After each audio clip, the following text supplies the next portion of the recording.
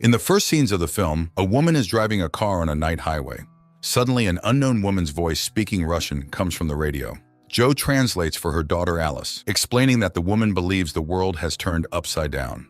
A police car appears behind them, and an unknown device lying next to Joe starts blinking alarmingly, but the police car drives past. Soon, the pair arrives at a small house. Joe starts a fire and puts the child to bed. She then goes outside to check the device left in the car, but hears her daughter scream and rushes back inside. However, Alice is asleep. Joe runs outside again, hears her daughter scream again, and runs off into the night. 5 weeks earlier, Joe is floating weightlessly as part of a group of astronauts on the International Space Station. She only sees her daughter and husband Magnus via video calls, and she conducts her next session from the cold nuclear fusion laboratory where Mission Commander Paul is working. He adjusts the equipment according to instructions from scientist Henry Calder on Earth. The scientists are searching for a new state of matter, but no one knows what it is. Suddenly, something crashes into the space station. Communication with Earth is lost, and a fire breaks out. Additionally, the commander's hand is trapped, and one of the Soyuz ships is severely damaged. Roscosmos takes charge of the repairs while the mission's doctor amputates Paul's hand. Henry insists they must save the capsule containing the cold fusion experiment results. Meanwhile, Joe goes into open space to inspect the crash site, unaware that Paul's heart has stopped. Suddenly, video contact with Joe is lost, and the center can only hear her communications. She then sees the cause of the accident: a desiccated body of a female astronaut in an orange suit labeled USSR. Joe tries to catch it, but the space mummy floats away.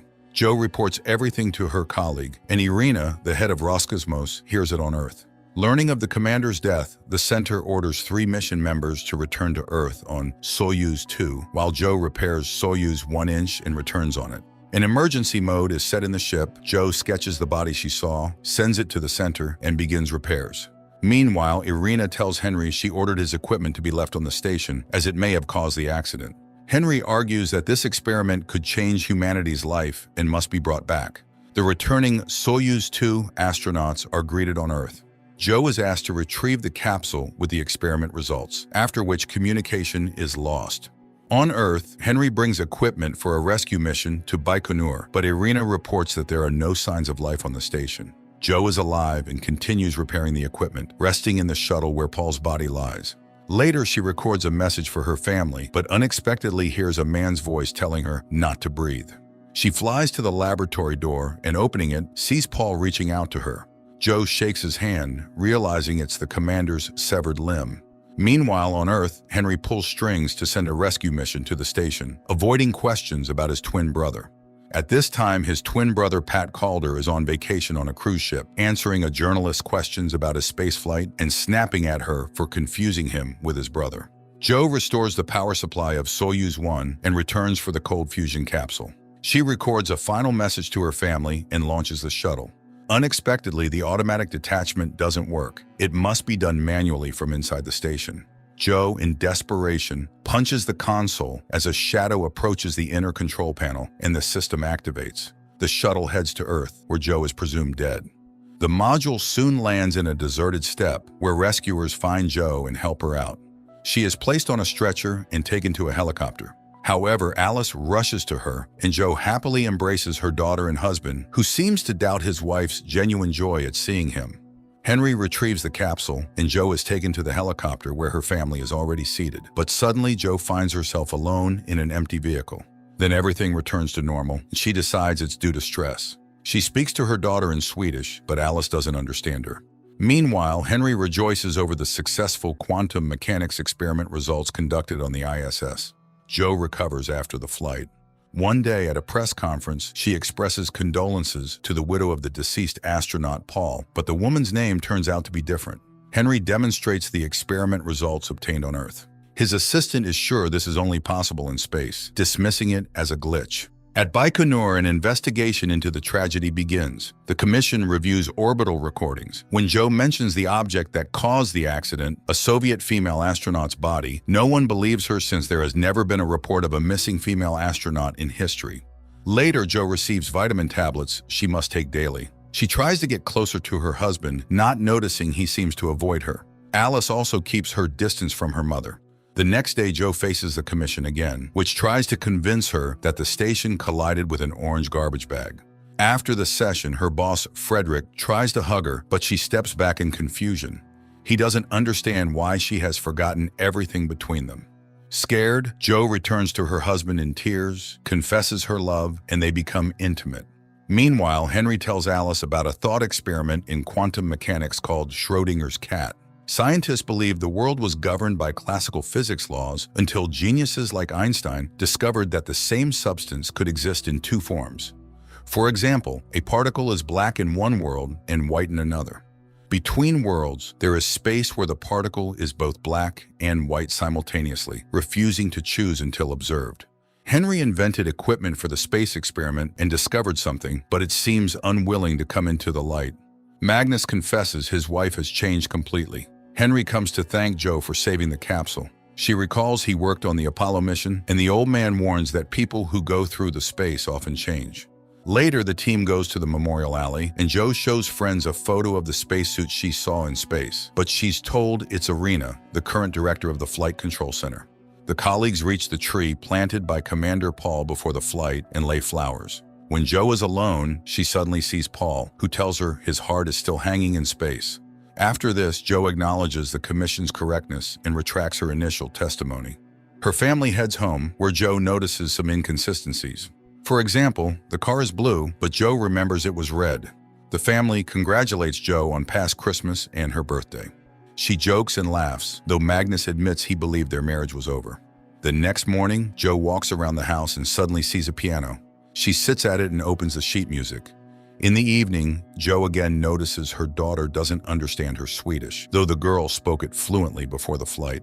Magnus admits he knew about her affair with a colleague, Frederick. This perplexes Jo as it's not true. Henry recalls a formula where the main stress relief component is lithium-7. Jo visits a psychologist who prescribes her the antidepressant lithium. Henry notices her and invites her to see his laboratory, where he talks about astronauts who heard non-existent sounds and smells after flights. But this is kept secret.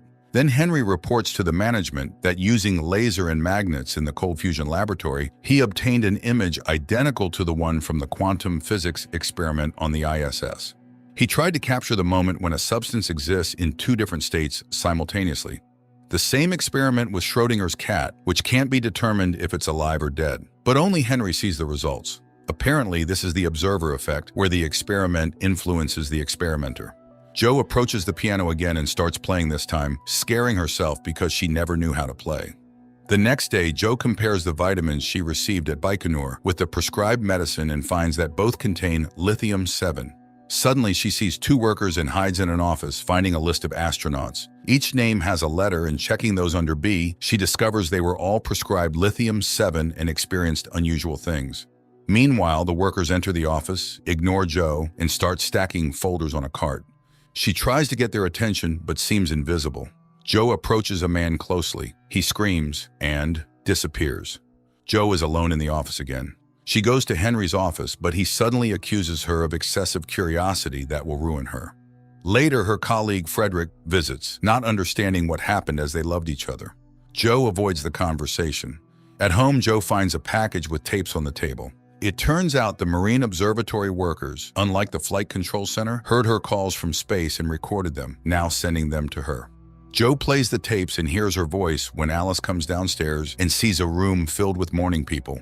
Live astronaut Paul with his family, and Jo's portrait in a mourning frame at the center. She screams, but her father carries Alice upstairs, where his wife admits all her pills are neuroleptics, meaning she's been intentionally habituated to them. She believes she was heard but deliberately left to die in space. Magnus grabs the phone to have her taken for treatment, but Jo pushes him and he falls, hitting the floor.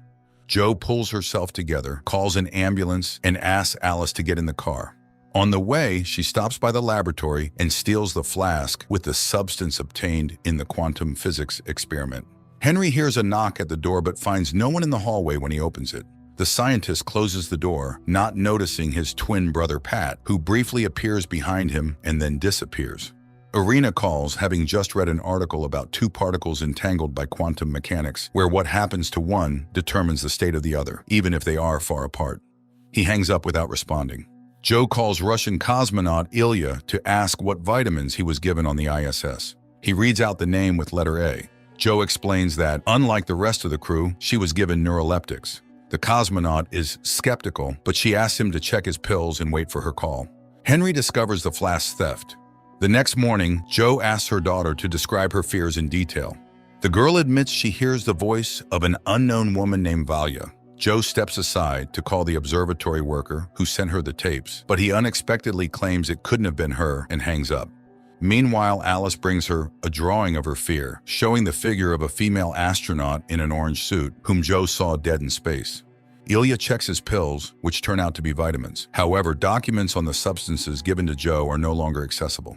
Joe arrives at the Marine Observatory and meets the brother and sister who sent her the tapes. The elderly couple clearly heard her voice from space and recorded it. However, the recordings can only be heard on their ship at sea. They take Joe and Alice to a boat, sharing strange stories of people seeing odd things in space like angels, and often going mad upon returning home. They recorded everything, but there was little noise until Apollo 18. During that mission, the airwaves were filled. Deciphering these messages is challenging. The boat sets off, and the woman plays a tape recorded in 1967. It features the voice of a female astronaut returning to Earth in a damaged capsule, seemingly dying. That day, Irina allegedly returned unharmed from space. The woman can also let Joe hear Paul's voice, though everyone says he's dead. Joe refuses to listen. They head back to shore, and Alice secretly calls her father, revealing their location. The woman gives Joe the tapes. Mother and daughter drive to a forest cabin, analyzing everything that happened. Alice plays the 1967 tape again, recognizing Valia's voice from her visions. The woman is in pain and very hot, as heard on the tape. Henry looks into a mirror, calling his twin brother.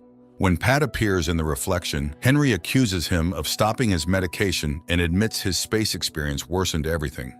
Joe and Alice continue listening to Valia, who says the world is upside down. Reaching the house, Joe plays a recording of her conversation with Alice before the collision, but the girl suddenly claims it wasn't her, as she doesn't speak Swedish. The action shifts to the ISS on the day of the accident, showing the other side of Schrodinger's cat experiment. Paul conducts a quantum physics experiment while Joe talks to Alice when an alarm sounds. Joe is thrown against the window, hitting her head and losing consciousness. Paul tries to help her, realizing she's dead. Her husband and daughter are informed of her death and fly to Baikonur. On the orbit, Paul stays to repair the shuttle, worried that accessing the laboratory is impossible, leaving the experiment results on the station. Joe's body is moved to the shuttle, but Paul struggles to accept her death's reality. Later, he rests before landing, recording messages. Again, he feels Joe is alive and even asks her not to breathe. He then contacts Houston, reports the body's damage, moves her from the ship to the station section, and locks her there. Preparing for undocking, the system fails. Mission Control reminds him that 2 people are needed to activate the system. Paul, like Joe in another reality, hits the console as a shadow approaches the inner control panel, and the system activates. The shuttle lands safely. Paul's family greets him, but he can't forget what happened, feeling guilty for leaving Joe's body on the ISS. He goes to her tree, laying flowers, and suddenly sees Joe before him. They stare at each other for a moment, then she vanishes. Later, Paul tells Joe's family how she died when he sees his portrait in a mourning frame. He's distracted by a question about visiting a psychologist and snaps back to reality. Later, the astronaut appears before the commission and recounts the experiment and the accident. Suddenly, the crew members object. They know nothing about a quantum physics experiment. That project was closed 12 years ago, and the order to leave Joe's body in orbit, it was his decision, not an order he received.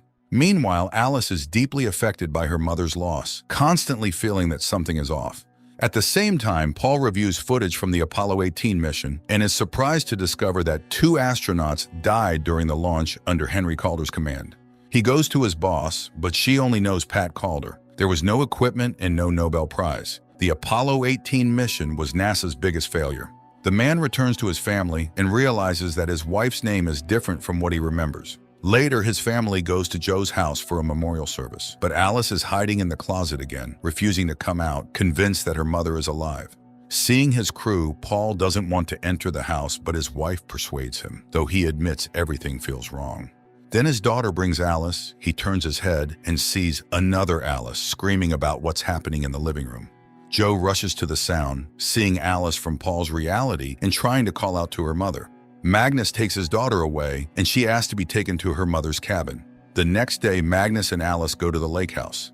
At night, the father confesses he doesn't understand his daughter, who insists they will see their mother again. Meanwhile, Paul visits the house of Henry's twin brother, Pat, calling him Henry and stating that he conducted experiments under his direction. He wants to know the truth at any cost, but Pat pulls out a gun and shoots him. Alice sees a car approaching the cabin, and Joe gets out. And then everything gets confusing, so friends, forgive me if something is unclear. The girl hurriedly puts on her shoes and goes outside, but it's empty in front of the house. She calls for her mother, and Joe, in another reality from the beginning of the film, turns at her voice but doesn't see her daughter. Alice returns to the house, puts on a coat, and goes out into the night with a flashlight. Joe distinctly hears footsteps passing by, but sees no one. They wander around the same place, shouting, hearing voices, but not seeing each other. In her reality, Joe and Alice sit in the cabin, listening to space recordings again. The girl admits her memories are different. Firstly, she doesn't speak Swedish. Also, her mother said Paul conducts experiments in the lab. The problem is the mother remembers nothing about this lab. She explains that the merging of two different realities is the result of a quantum experiment aiming to capture superposition, the moment when one thing exists in different places simultaneously. The girl suddenly confesses she feels Joe isn't her mother. Meanwhile, in another world, Magnus, accompanied by Henry and the police, heads to the lake house to retrieve Alice. Joe, stepping out to check the device, hears Alice's scream from the snowy field again. But her Alice is sleeping in the cabin. Joe runs outside again, heading towards the scream. At this time, parallel Alice finds a similar cabin, but it's cold and empty. Despite the building's similarities, the girl finds many discrepancies. For example, the picture on the wall is different. She goes upstairs and finds a closet. Hanging her necklace on the handle, Alice climbs inside. But the door suddenly slams shut, and the girl starts banging and calling for help. Joe, wandering through the field, also sees this cabin. She rushes to the banging and finds Alice. Joe carries the girl to her cabin, puts her in a hot bath, and admits that Alice smells like herself again. Stepping aside, Joe finds herself between two worlds, with Alice standing by the bed in one and the girl sitting in the bath in the other. Suddenly, the second Alice stops seeing Joe, gets out of the bath, and calls for her mother. But Magnus wakes up and runs to her. Alice admits she saw her mother, but now she's gone again. Joe, meanwhile, orders the second girl to get dressed and takes her to find the second cabin and the other Alice. Magnus's car is stopped by a blocked road, but the police inform him that a bulldozer is on the way. Alice asks her mother to come back, and Joe admits she doesn't belong to this world, urging them to figure out where the Joe from this reality went. Alice runs away, accusing her mother of madness. The second Alice goes to find the second cabin. Magnus follows her. The girl walks across the field, seeing a bead from her necklace in the snow. She follows the trail and finds a bag with a quantum device. Parallel Alice finds the second cabin. She enters, looks around, and takes an identical tape recorder, climbing into the closet. The second Alice also arrives at this closet and sees the tape recorder inside. The first Alice turns on the recorder and records her voice, calling Alice. The second Alice turns on the tape recorder and hears her own voice asking her to say something. While the girls establish contact, their parents search frantically through the frozen field and house.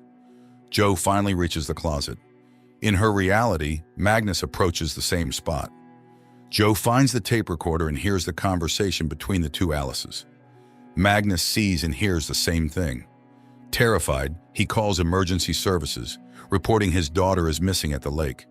Joe gets into the car and heads towards the lake as the kerosene lamp in her cabin falls and sets it on fire. The two Alices, sitting in the closet, look into the mirror and suddenly see each other. They say they are both looking for their mom. One Alice confesses that her mother died. At this moment, Joe notices the fire behind her. She turns the car around. The two Alices compare memories shared by Joe and conclude that their mothers switch places. Meanwhile, on the winter road, Henry Calder admits to Magnus that when he was on the moon, he thought his crew had died. But miraculously, they were alive.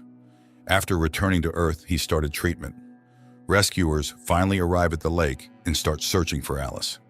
Henry sees the fire blazing. Joe returns to the burning house, but upon entering, she finds no fire. However, the mirror reflects a burning room. Jo goes upstairs and finds her daughter in the closet, witnessing the conversation between the two Alices. Henry finds his quantum device stolen and lost by Jo. Jo hears the voice of the second Alice and sees her in the mirror. The girl asks her to come home, but Jo doesn't know how to do it. However, she promises to figure it out. She realizes the girls are dying, one in the fire, the other from the cold. She pulls the girl out and hands her to Henry, who has just arrived. Then she returns to the fire. Henry lays the girl in the snow and also calls for help, while Jo walks around the burning house. Suddenly, she sees Alice lying in the snow. She tries to revive her, hearing her voice behind. Turning around, she sees the second Alice, who suddenly says she doesn't feel her double. Apparently, the girl died, but Jo continues giving artificial respiration, believing she must save the girl. Suddenly, Magnus's voice calls out from the darkness. Jo tells her daughter to leave. Magnus sees his wife, unable to believe his eyes, and runs to her, finding his daughter. In the parallel reality, Jo revives the second Alice and starts looking for the second Alice. Rescuers grab her, thinking she's crazy. In the other world, Magnus brings Alice into the cabin, admitting he doesn't know what he saw. The injured Alice lies under an IV and suddenly hears a female voice promising to take her to her mom. The girl wakes up, seeing her father, who says Jo left with Irina. In reality, Jo is taken to a psychiatric clinic. Henry finds the tape recorder and listens to his report, discovering his colleagues are alive. He smashes his quantum device, destroying the experiment results. Magnus brings Alice home, and the girl says her mother is dead, her body still in space. Also, there is another Alice. Magnus tries to convince her that mom is alive, just not well right now. Meanwhile, a piano is brought to Jo's room. Henry is arrested for attempting to kill Paul and murdering a journalist on the ship.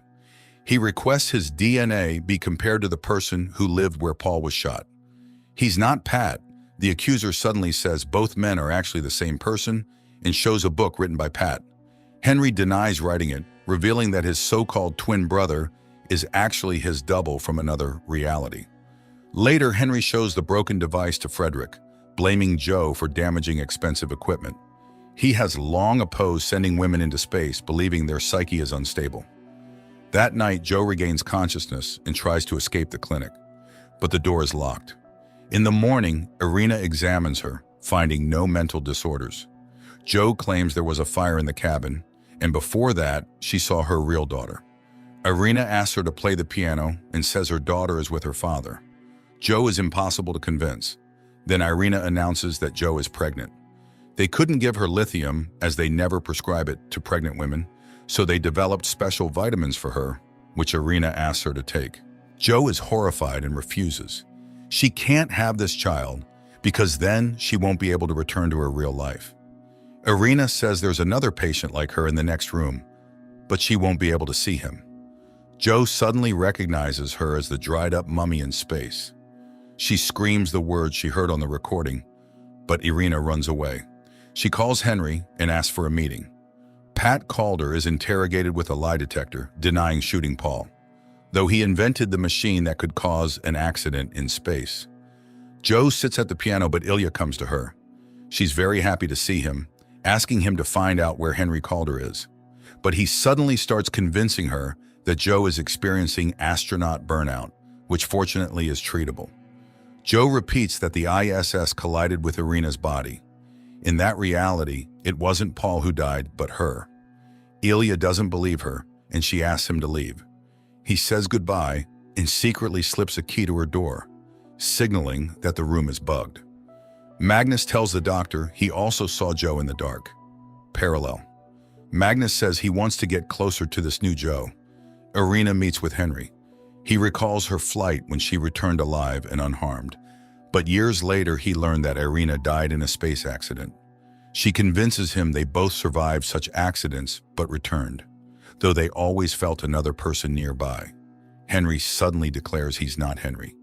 He disappeared and won't return. He's the person who won the Nobel Prize. That night, Jo escapes her room, goes to the next room, and sees two identical old men. She returns to her room. The next day, Paul's daughter discusses a strange feeling with Alice. The girl feels her father's presence. Alice confesses that her mom is also halfway not here. In the parallel reality, Paul's daughter is puzzled by her father's strange behavior, who went to see a crazy old man and got shot. In both realities, Alice finishes talking to her friend and gets out of the closet. One asks her father to take her to mom in the hospital and pulls out a tape recorder. The other packs the deceased Joe's things and also finds a tape recorder. The girls simultaneously turn them on. When Joe in the hospital starts playing, they connect with each other. Later, the second Alice tells her father there's another Alice and promises she won't search for mom anymore. The prosecutor reports the complete identity of all tests, confirming that Pat and Henry are the same person, and presses charges. Sometime later, Irina comes to Joe, announcing there's only one person in the next room, the first one in space. She advises Joe to take the pills and return to life.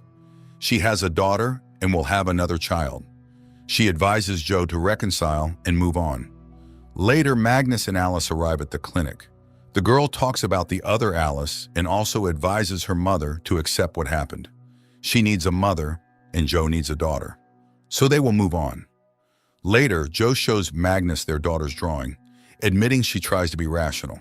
She will return home and move on. They will have this child.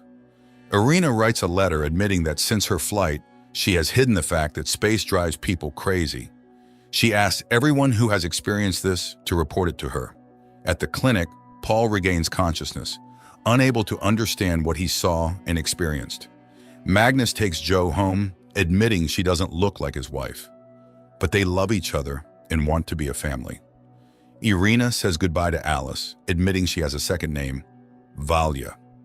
Meanwhile, on the orbiting ISS, Joe's mutilated body suddenly comes to life and catches a photo of herself with her daughter. This is where the first season ends.